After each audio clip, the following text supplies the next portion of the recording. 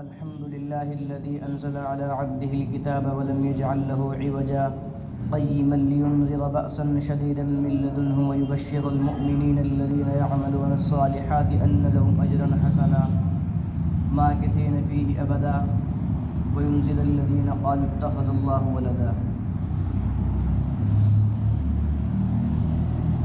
قال الله تبارك وتعالى في القرآن المجيد: إذ قال الحواريون يا عيسى ابن مريم هل يستطيع ربك أن ينزل علينا مائدة من السماء قال اتقوا الله إن كنتم مؤمنين قالوا نريد أن نأكل منها وتطمئن قلوبنا ونعلم أن قد صدقتنا ونكون عليها من الشاهدين قال عيسى ابن مريم اللهم ربنا أنزل علينا مائدة من السماء تكون لنا عيدا لأولنا وآخرنا وآية منك وارزقنا وأنت خير الرازقين صدق الله العظيم. عن انس رضي الله عنه قال قدم رسول الله صلى الله عليه وسلم المدينة ولهم يومان يلعبون فيهما فقال رسول الله صلى الله عليه وسلم ما هذا اليومان قالوا كنا نلعب في الجاهلية قال رسول الله صلى الله عليه وسلم إن الله قد أبد لكم بهما خيرا منها منا يوم الأضحى ويوم الفطر او کما قال علیہ الصلاۃ والسلام. عزیز ساتھیوں، رمضان المبارک کا یہ آخری الوداع جمعہ ہے. اس جمعے کو جو ہے الوداع کے نام سے یاد کیا جاتا ہے. جمعے سارے برابر ہیں جو اللہ تبارک و تعالیٰ نے بنائے ہیں، سب کے سب دن اللہ تبارک و تعالیٰ کے بنائے ہوئے ہیں اور سب برابر ہے. بس یہ ہے کہ جمعے کی فضیلت الگ سے وارد ہوئی ہے. حدیث میں آتا ہے جمعے کا دن اور دنوں کا سردار ہوتا ہے، اس لیے بڑی فضیلت والا دن ہے. اور مزید یہ کہ پھر رمضان المبارک کا مہینہ ہے، پھر یہ بھی بڑی برکت کی بات ہے. رمضان کا مہینہ اسی طریقے سے گزر گیا. ہمارے زبانوں پر صرف یہ الفاظ رمضان چل رہا ہے، رمضان چل رہا ہے، رمضان رمضان، اسی طریقے سے کرتے کرتے ہم نے پورا رمضان کھانے میں سونے میں گزار دیا. ہمارا رمضان تو وہی رمضان ہے کہ اگر ہم کو کھانے پینے کو دیکھتا رہے، ہمیں بازاروں کے اندر فروٹس کی ریڈیاں لگی ہوئی دکھیں، دکانوں پر پھل سجے ہوئے دکھیں تو ہمیں لگتا ہے کہ رمضان ہے. اگر یہ چیزیں نہ ہوں تو ہم ایسا محسوس کرتے ہیں کہ رمضان ہی نہیں. ہمارا رمضان تو صرف یہی رمضان ہے. شام کے وقت ہمیں طرح طرح کے کھانے مل جائے، سحری کے وقت ہمیں طرح طرح کی سبزیاں مل جائے، یہ ہمارا رمضان ہے اور اسی کو ہم رمضان مانتے ہیں. اگر کسی کے یہاں رمضان المبارک کے مہینے میں یہ کھانے پینے کی چیزیں میسر نہ ہو تو یہ کیا کہے گا کہ میرا تو رمضان ہی نہیں، میرا کیسا رمضان. اصل رمضان یہ نہیں. رمضان تو یہ ہے کہ انسان جب جو ہے پورے سال اللہ تبارک و تعالیٰ سے دور ہوتا ہے تو اس کو چاہیے کہ رمضان المبارک کے مہینے میں اللہ تبارک و تعالیٰ سے قریب ہو جائے، اللہ تبارک و تعالیٰ کو منائے، اللہ تبارک و تعالیٰ کو راضی کرے. یہ آخری عشرہ چل رہا ہے اور جو ہے 21، 23، اسی طریقے سے 24 اور 25 4 راتیں گزر چکی ہے جن کے بارے میں شب قدر ہونے کا اعلان ہوا ہے قرآن اور حدیث سے. حدیث میں آیا ہے کہ ان شبوں میں سے کسی بھی شب میں شب قدر ہو سکتی ہے. لیکن جو ایک رات اور ہے شب قدر 27ویں رات ہے. 27ویں رات کل انشاءاللہ 27ویں رات ہوگی. اس کے بارے میں حضرت ابی بن کعب رضی اللہ عنہ قسم کھا کر بتلاتے ہیں کہ میں قسم کھاتا ہوں خدا کی کہ 27ویں رات ہی شب قدر کی رات ہے. اس لیے ہم نے یہ راتیں بھی ایسے ہی گزار دی، یہ کہہ کر کہ بھائی آج جو جاگنی رات ہے. بس ہماری زبان پر صرف یہی لفظ ہے کہ رمضان ہے، جاگنی رات ہے. اس کے علاوہ نہ تو ہمارے اندر کوئی عبادت کا شوق ہے، نہ تسبیح و اذکار کا شوق ہے، نہ استغفار کا شوق ہے. صرف اور صرف ہماری زبانوں پر یہی ہے کہ شب قدر ہے، شب قدر ہے، شب قدر ہے. اس کے علاوہ چلانے کے علاوہ ہمارے پاس کوئی چارہ نہیں ہے، ہمارے پاس کوئی سودا نہیں ہے. اس لیے آخری شب بچ رہی ہے، اس میں ہم کوشش کریں کہ اس شب میں اللہ تبارک و تعالیٰ کو راضی کر لیں. اب یہ 5-4 دن بچ گئے ہیں. ہو سکتا ہے کہ بدوار کو عید ہو جائے یا جمعرات کو عید ہو جائے. اب کتنے دن بچ گئے؟ 4 یا 5 دن ہمارے لیے ہیں. اور یہ سمجھ لو کہ 4 یا 5 دن ہی یہ سمجھ لو کہ یہی ہماری مغفرت کے دن ہیں. اسی میں ہم کوشش کریں. اس کے بعد جو ہے پھر عید الفطر آ جائے گی۔ شوال کا مہینہ جو ہوتا ہے اس کو رمضان المبارک کے ساتھ ایک خاص تعلق ہے۔ جس طریقے سے رمضان المبارک کا مہینہ بابرکت ہے، اسی طریقے سے شوال کا مہینہ جو رمضان کے فوراً بعد آتا ہے، جس طریقے سے ہمارے جنوری، فروری، مارچ، اپریل یاد ہے، اسی طریقے سے ہمیں محرم، صفر، ربیع الاول، ربیع الثانی، جمادی الاولیٰ، جمادی الاخری، رجب، شعبان، رمضان، شوال، ذوالقعدہ، ذی الحجہ، یہ بھی یاد ہونے چاہیے۔ ان کا یاد کرنا بھی فرض کفایہ ہے، ان کی جو ہے تاریخ کا جاننا بھی مسلمان کے لیے فرض کفایہ ہے۔ لیکن جو نہ تو ہمارے لیے سنت ہے، نہ مستحب ہے، نہ ہمیں ثواب کی چیز ہے، وہ ہمارے بچوں کے بھی یاد ہے، ہمارے بڑوں کے بھی یاد ہے، اور ہم فخر کرتے ہیں کہ ہمارے بچوں کے جنوری، فروری یاد ہے۔ لیکن ہم جو ہے بوڑھے ہو جاتے ہیں، قبر میں چلے جاتے ہیں، لیکن یہ نہیں پتہ محرم کسے کہتے ہیں، صفر کسے کہتے ہیں، ربیع الاول کسے کہتے ہیں، ربیع الثانی کسے کہتے ہیں، یہ ہمیں یاد نہیں ہوتے۔ ان کی بھی فکر کرنی ضروری ہے، یہ بھی مسلمان کے لیے مستحب ہے، فرض کفایہ کا درجہ رکھتے ہیں، یہ بہت ضروری چیز ہے۔ تو رمضان کے بعد شوال کا مہینہ شروع ہوتا ہے، یہ بھی رمضان المبارک کی طرح بڑا بابرکت ہے۔ سب سے پہلے تو یہ سمجھیے کہ شوال کے مہینے کو شوال کیوں کہتے ہیں؟ شوال کے معنی آتا ہے بلند کرنے کے، اونچا اٹھا دینے کے۔ چونکہ شوال کو شوال اس لیے کہتے ہیں، یہ رمضان المبارک کے فوراً بعد آتا ہے، اور چونکہ مومن بندہ جو اللہ کا خاص بندہ ہوتا ہے، تمہاری بات نہیں ہے، تمہاری کیا کہنا، جو اللہ کے نیک بندے ہوتے ہیں، جو رمضان المبارک کی صحیح طریقے سے قدردانی کرتے ہیں، ان کے بارے میں کہ اللہ تبارک و تعالیٰ ان کے مقام کو اٹھا دیتے ہیں شوال کے پہلے دن میں، عید کے دن اللہ تبارک و تعالیٰ ان کے مقام کو بلند کر دیتے ہیں، اس لیے اس مہینے کو شوال کہا جاتا ہے۔ اور پھر اس کو شوال المکرم کہتے ہیں، مکرم بھی اسی وجہ سے کہتے ہیں، مکرم کہتے ہیں تعظیم والا، یعنی کہ یہ تعظیم والا ہے۔ پھر جو ہے شوال کا مہینہ بابرکت کیوں ہے؟ اس لیے بھی بڑا بابرکت ہے، ایک تو رمضان کا پڑوسی ہے، پھر دوسری بات یہ ہے کہ اس کی جو ہے جب یہ شروع ہوتا ہے تو اس کی پہلی رات جو ہوتی ہے وہ عید کی رات کہلاتی ہے، اور عید کی رات کو کہتے ہیں یوم الجائزہ، بدلے کا دن یا بدلے کی رات۔ جس طریقے سے مزدور پورے دن مزدوری کرتا ہے اور شام کو مالک کے پاس آ کر کے اپنی مزدوری لیتا ہے، اسی طریقے سے جب مومن بندہ پورے رمضان المبارک اللہ تبارک و تعالیٰ کی عبادت کرتا ہے تو اس رات میں وہ اللہ تبارک و تعالیٰ سے اپنی مزدوری لیتا ہے۔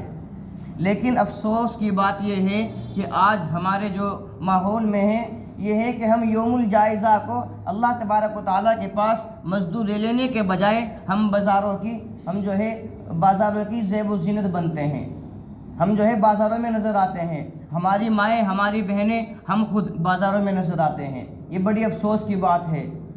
دیکھیے، غور کریے کہ جو ہے مزدور پورے دن مزدوری کرنے کے بعد شام کو مالک کے پیچھے پیچھے پھرتا ہے کہ میری مزدوری دے دے، میرے مزدوری دے دے، اور مالک بھی اس کی مزدوری دے دیتا ہے اگر مالک اچھا ہو۔ تو پھر ہمارا اللہ تبارک و تعالیٰ مالک کتنا اچھا ہے، کتنا محسن ہے، ہم جو ہے اس کو چھوڑ کر کے پورے مہینے مزدوری کر کے ہم بازاروں کی زینت بنتے ہیں، تو کتنی بڑی دکھ کی بات ہے، کتنے بڑے افسوس کی بات ہے۔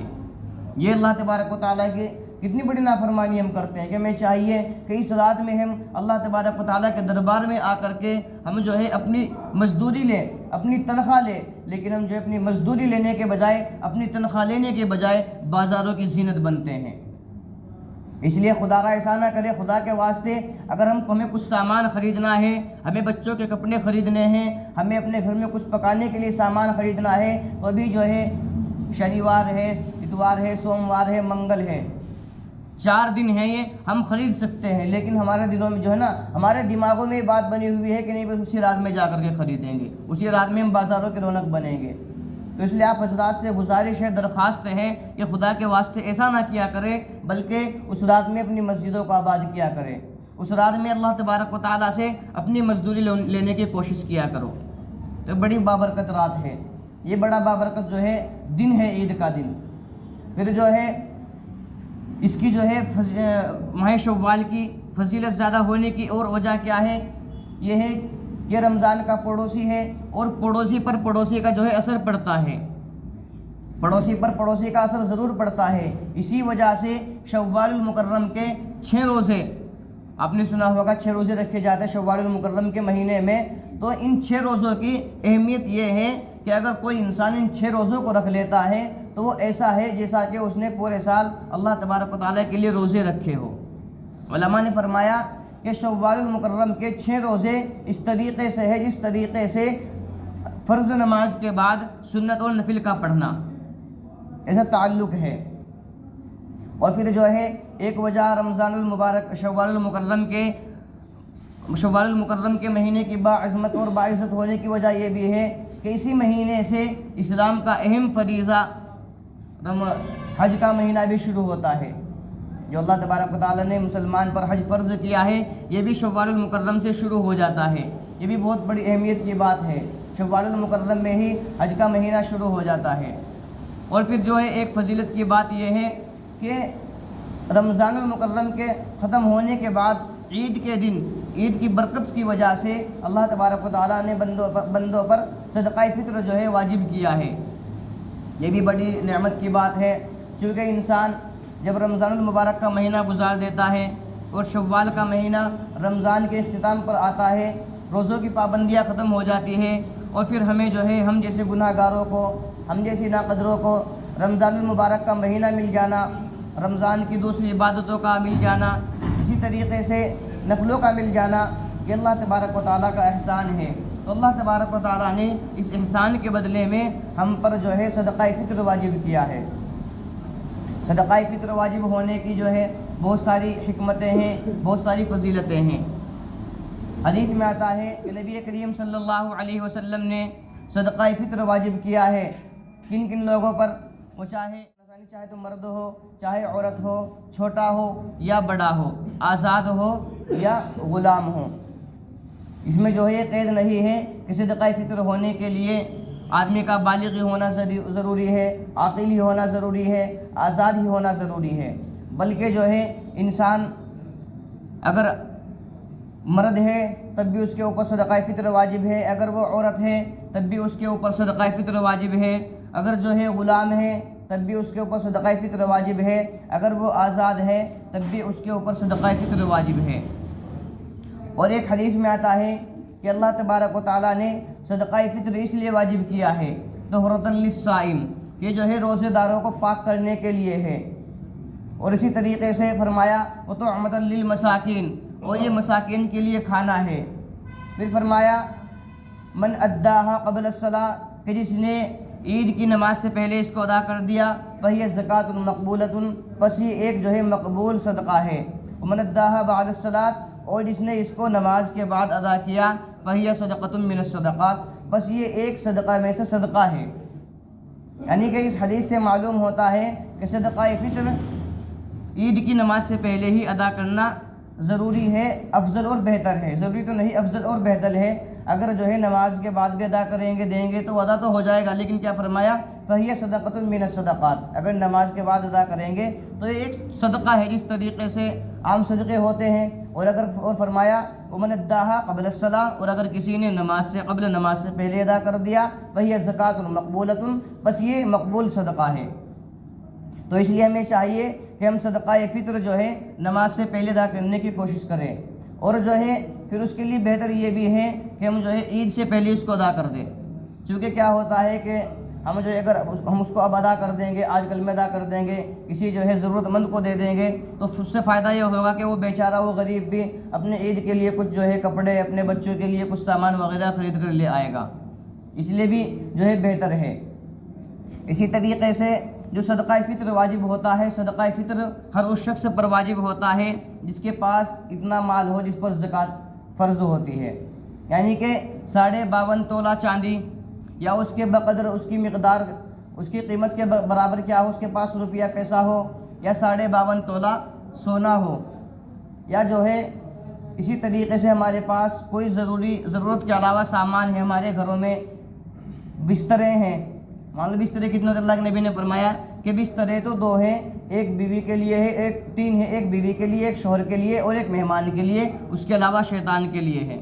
لیکن پھر بھی اگر ہمارے گھروں میں 3 بستروں کے علاوہ اور بستر ہے تو ان پر بھی کیا ہوگا، ان پر بھی صدقہ فطر اور زکوٰۃ واجب ہوتی ہے۔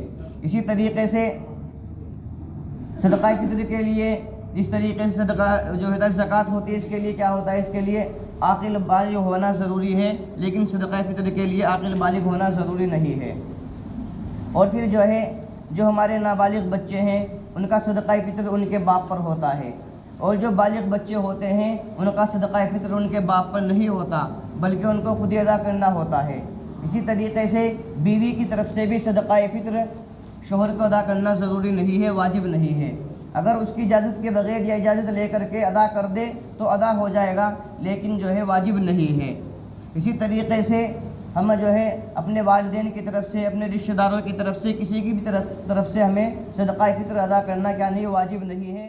اسی طریقے سے اگر کوئی جو ہے عورت ہے وہ اپنے نابالغ بچوں کی طرف سے صدقہ فطر ادا کرنا چاہتی ہے تو ادا تو کر سکتی ہے، لیکن اس پر واجب نہیں ہے۔ کیوں نہیں ہے؟ اس لیے نہیں ہے چونکہ جو ماں ہوتی ہے، ماں کے اوپر بچے کا نان و نفقہ یعنی خرچہ نہیں، واجب نہیں ہوتا۔ خرچہ کس کے ذمے ہوتا ہے؟ خرچہ باپ کے ذمے ہوتا ہے۔ اس لیے اگر کوئی عورت ہے وہ مالدار ہے، بیوی مالدار ہے، وہ اپنے بچوں کی طرف سے صدقہ فطر ادا کرنا چاہتی ہے تو کر سکتی ہے، لیکن واجب اور ضروری نہیں ہے۔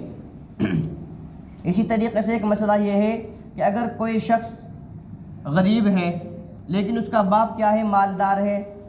اب وہ جو باپ مالدار ہے وہ اپنے اس بچے کی طرف سے صدقہ فطر ادا کر سکتا ہے اس کی اجازت لے کر کے۔ اسی طریقے سے اگر پوتے ہیں، کسی کے پوتے ہیں، باپ تو غریب ہے لیکن دادا مالدار ہے، تو یہ ہے کہ باپ دادا کو جو ہے، دادا کو اس بچے کی طرف سے، نابالغ ہے اس کی طرف سے صدقہ فطر ادا کرنا چاہیے۔ پوتے کی طرف سے صدقہ فطر ادا کرنا ضروری ہوگا، چونکہ ایک مسئلہ آتا ہے کہ جو ہے دادا باپ کے حکم میں ہوتا ہے۔ اس لیے اگر بیٹا غریب ہے اور پھر بیٹے کے بیٹے ہیں یعنی پوتا ہے تو پوتے کی طرف سے بھی دادا کو صدقہ فطر ادا کرنا ضروری ہوگا۔ اسی طریقے سے ہم صدقہ فطر کس کو دیں؟ صدقہ فطر دینے کے لیے وہی شخص ہے جس کو ہم زکوٰۃ دے سکتے ہیں، یعنی کہ غریب ہے، مسکین ہے، محتاج ہے، یتیم ہے، اسے کوئی کمانے والا نہیں ہے۔ اسی طریقے سے کوئی عورت ہے لیکن اس کا شوہر تو مالدار ہے، لیکن اس کا شوہر مالدار ہونے کے ساتھ ساتھ میں وہ اپنی بیوی کی دیکھ ریکھ نہیں کرتا، اپنی بیوی سے تعلق کم رکھتا ہے۔ بہت سے مرد ایسے ہوتے ہیں کہ گھر میں خرچہ پانی نہیں دیتے، تو ایسی عورت کو بھی صدقہ فطر دے سکتے ہیں۔ بہت سے سمجھتے ہیں نا کہ بھائی جو ہے کیا کہ اس کا شوہر تو مالدار ہے، ان کے پاس تو خوب پیسہ ہے، لیکن بیچاری عورت ہے وہ کیا کر سکتی ہے؟ اس کا شوہر اس کو نہیں دیتا، پورا خرچہ نہیں دیتا، اور وہ جو ہے غریب ہے تو اس کو بھی کیا ہے، ہم اس کو صدقہ فطر دے سکتے ہیں۔ اسی طریقے سے ہم صدقہ فطر ہر اس شخص کو دے سکتے ہیں جس سے خون کا رشتہ نہ ہو، یعنی کہ نہ تو ہم اپنے باپ کو صدقہ فطر دے سکتے ہیں، نہ اپنی اولاد کو صدقہ فطر دے سکتے ہیں۔ اسی طریقے سے ہم جو ہے اپنے پوتے کو بھی صدقہ فطر نہیں دے سکتے، اپنے دادا کو بھی صدقہ فطر نہیں دے سکتے، نانا نانی کو بھی صدقہ فطر نہیں دے سکتے، اور نواسے نواسی کو بھی صدقہ فطر نہیں دے سکتے۔ اگر وہ ضرورت مند ہے تو ان کی جو ہے مدد کسی اور طریقے سے کی جائے، ان کو جو ہے ہدیے کے طور پر، تحفے کے طور پر کسی اور طریقے سے ان کی مدد کر سکتے ہیں، لیکن ہم ان کو صدقہ فطر نہیں دے سکتے۔ اور صدقہ فطر کی مقدار کیا ہے؟ چونکہ ہمارے اندر عام رواج یہ ہیں کہ ہم صرف یہ سمجھتے ہیں کہ صدقہ فطر کے اندر صرف اناج ہی جاتا ہے، حالانکہ نبی کریم صلی اللہ علیہ وسلم نے فرمایا صاع من شعیر او تمر، اور ایک حدیث میں قمح، اور ایک حدیث میں زبیب۔ اسی طریقے سے یعنی کہ کیا کیا ہے؟ گیہوں ہے، اگر کوئی گیہوں، کسی کے پاس گیہوں ہے تو گیہوں بھی دے سکتا ہے، پنیر کے ذریعے بھی ادا کر سکتا ہے، کھجور کے ذریعے، کشمش کے ذریعے اور چھوارے کے ذریعے بھی وہ ادا کر سکتا ہے۔ لیکن آج ہمارا رواج یہ ہو گیا ہے کہ ہم سمیں صرف یہی معلوم ہے کہ گیہوں کے ذریعے ہم صدقہ فطر ادا کرتے ہیں، یہ صحیح نہیں ہے۔ گیہوں کے ذریعے تو صدقہ فطر وہ ادا کر سکتا ہے جس کے پاس زیادہ مال نہ ہو، لیکن اگر ہمارے پاس خوب زیادہ مال ہے تو ہمیں چاہیے کہ ہم کشمش کے ذریعے، کھجور کے ذریعے، چھوارے کے ذریعے ادا کریں۔ مقدار کتنی ہے؟ مقدار یہ ہے کہ اگر گیہوں سے ادا کر رہے ہیں تو اس کی مقدار نصف سا ہے، نصف سا کا وزن بنتا ہے 1 کلو 633 گرام، جو پورا وزن بنتا ہے نصف سا کا 1 کلو 633 گرام، لیکن احتیاطاً 1.25 کلو گیہوں یا اس کی قیمت ادا کر دیں۔ اسی طریقے سے اگر کوئی مالدار ہے تو وہ کھجور کے ذریعے ادا کر سکتا ہے، بلکہ اس کے لیے یہی ہے کہ وہ کھجور کے ذریعے ادا کرے، یہ اللہ تبارک و تعالیٰ کے راستے میں کھجور کے ذریعے ادا کرنا افضل ہوگا۔ قرآن کریم میں ہے وَلَا تَيَمَّمُوا الْخَبِيثَ مِنْهُ تُنْفِقُونَ وَلَسْتُمْ بِآخِذِيهِ إِلَّا أَن تَغْمِضُوا فِيهِ۔ اس کا ترجمہ کیا ہے؟ ترجمہ یہ ہے کہ تم جو ہے اللہ تبارک و تعالیٰ کے راستے میں گندا مال، خبیث مال، ولا تیمموا الخبیث، خبیث مال کی تمنا نہ کرو۔ کیا فرمایا کہ وَلَسْتُمْ بِآخِذِهِ إِلَّا أَن تُغْمِضُوا فِيهِ، اگر ایسا مال تم کو دیا جائے تو تم جو اس کو نہیں لوگے بلکہ آنکھ مچولی کے ساتھ، آنکھ میچ کر کے اس کو لوگے۔ اب پھٹا ہوا نوٹ ہے کسی کو دے رہے ہیں، یا اسی طریقے سے بیکار مال ہے ہم صدقہ فطر میں دے رہے ہیں، کسی غریب کو دے رہے ہیں، اگر وہی نوٹ ہم کو دیا جائے تو ہم اس کو نہیں لیں گے۔ اس لیے بہتر یہ ہے کہ ہم جو ہے اعلیٰ سے اعلیٰ چیز اللہ تبارک و تعالیٰ کے راستے میں خرچ کرنے کی کوشش کریں۔ صدقہ فطر میں جو مالدار حضرات ہیں ان کو چاہیے کہ وہ کھجور کے ذریعے، کشمش کے ذریعے یا چھوارے کے ذریعے کیا کرے، صدقہ فطر ادا کرے۔ ان کی مقدار ہے 1 سا، گیہوں کی مقدار تو کیا ہے نصف سا ہے، لیکن جو ہے کھجور کی اور چھوارے کی مقدار فرمائی ہے 1 سا۔ 1 سا کا وزن کتنا بنتا ہے؟ 1 سا کا وزن بنتا ہے 3 کلو 266 گرام۔ 3 کلو 266 گرام اس کا وزن بنتا ہے۔ اس سے بہتر کیا ہے کہ 2 کلو 300 گرام ہی ادا کر دے۔ تو اس لیے ہمیں چاہیے کہ ہم جو ہے اللہ تبارک و تعالیٰ کے راستے 2 کلو نہیں، 1 کلو کا تو جو ہے 1 اور 1 تو 2 ہو گیا، پھر جو 600 گرام ہوا تھا، یعنی 3 کلو 266 گرام بنتا ہے۔ اگر کسی کے پاس اللہ تبارک و تعالیٰ نے وسعت دی ہے، مالداری دی ہے، تو وہ کھجور کے ذریعے، چھوارے کے ذریعے اور کشمش کے ذریعے ادا کرے۔ اور پھر جو ہے ادا کرنے کا جو ہے طریقہ کیا ہے؟ طریقہ یہ ہے کہ ہم بازار میں جا کر کے، چونکہ کھجوریں بھی کئی طرح کی ہوتی ہیں، ایک 100 روپے کلو والی ہے، ایک 200 روپے کلو والی ہے، ایک 300 روپے کلو والی ہے، ایک 400 روپے کلو والی ہے۔ تو ہمیں افضل تو یہی ہے کہ جو سب سے مہنگی ہے اس کے ذریعے ادا کرے، لیکن پھر بھی کوشش یہ کرے کہ کم از کم درمیانی جو ہے نارمل درجے کی ہے، مان لو ایک 100 روپے کلو ہے، ایک 200 روپے کلو، ایک 300 روپے کلو ہے، تو 200 روپے کلو والی کھجور کی یا تو ہم جو ہے کھجور ہی لے کر کے اس کو جو صدقہ فطر میں دے سکتے ہیں، لیکن بہتر یہ ہے کہ ہم اس کی قیمت جو ہے ادا کریں، کیونکہ قیمت سے فائدہ یہ ہوگا کہ اس شخص کو جس کو ہم صدقہ فطر دیں گے اس کی جو ضرورت ہے وہ اپنی ضرورت کو جس طریقے سے چاہے پوری کر سکتا ہے۔ اس لیے ہم کوشش یہ کریں کہ صدقہ فطر کو جو ہے ہر ایک شخص ادا کرنے کی کوشش کرے۔ باقی جو ہے صدقہ فطر جو ہے اس شخص پر واجب ہے، اس شخص پر واجب ہے کہ جس کے پاس عید کے دن صبح صادق کے وقت، صبح صادق کب ہوتی ہے؟ صبح صادق ہوتی ہے جس وقت سحری ختم ہوتی ہے، سحری کے ختم ہونے کے بعد، یعنی سحری کے ختم ہونے کے اسی وقت جس وقت سحری ختم ہوتی ہے، عین وقت میں اگر کسی کے پاس اتنا مال ہے، 52.5 تولہ چاندی کی مقدار میں اس کے پاس قیمت ہے، یا خود 52.5 تولہ چاندی ہے، یا پھر 7.5 تولہ اس کے پاس سونا ہے، کسی کے پاس اگر اتنا مال ہے تو کیا ہوگا؟ اس کے اوپر صدقہ فطر واجب ہوگا۔ اور پھر جو ہے صدقہ فطر واجب ہونے کے لیے ضروری نہیں ہے کہ ہم نے روزے رکھے یا نہیں رکھے ہیں، چونکہ جب یہ حدیث میں فرما دیا گیا کہ بچے پر بھی کیا ہے؟ صدقہ فطر ہے، چونکہ بچے کے اوپر تو روزے فرض نہیں ہیں، اس لیے اگر کوئی شخص یہ سمجھتا ہو کہ میں نے روزے نہیں رکھے، وہ چاہے کسی بیماری کی وجہ سے ہو یا اپنی مستی میں روزے نہ رکھے ہو، تو وہ یہ نہ سمجھے کہ میرے اوپر صدقہ فطر واجب نہیں ہے۔ صدقہ فطر اس شخص کے اوپر بھی واجب ہے جس نے روزے نہیں رکھے یا جس نے روزے رکھے ہیں۔ اسی طریقے سے اگر کوئی بچہ صبح صادق سے پہلے پیدا ہوا ہے تو اس کے اوپر بھی صدقہ فطر واجب ہے۔ اسی طریقے سے اگر کوئی کافر مسلمان ہوا ہے، سحری کے وقت سے پہلے مسلمان ہوا ہے اور اس کے پاس اتنا مال ہے تو اس کے اوپر بھی صدقہ فطر واجب ہے۔ لہٰذا اگر کوئی شخص صبح صادق کے بعد، سحری کے ختم ہونے کے 3-4 منٹ بعد اگر پیدا ہوا ہے کوئی بچہ، اس کے اوپر صدقہ فطر واجب نہیں ہے۔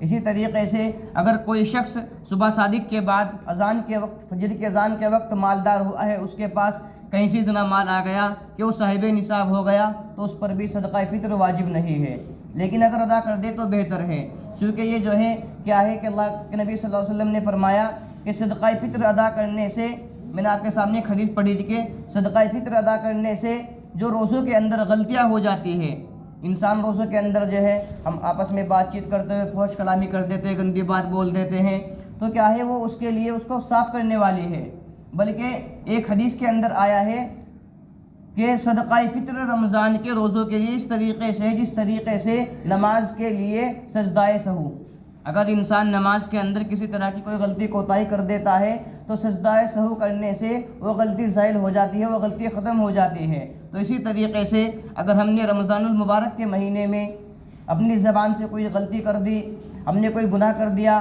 بکواس کر دی، فالتو بول لیے، تو کیا ہوگا؟ صدقہ فطر سے وہ غلطی معاف کر دی جائے گی۔ کتنی بڑی فضیلت کی چیز ہے۔ اب دیکھیے، اگر کوئی صاحب نصاب ہے لیکن اس کی حیثیت کم ہے تو وہ کتنے روپے دے گا؟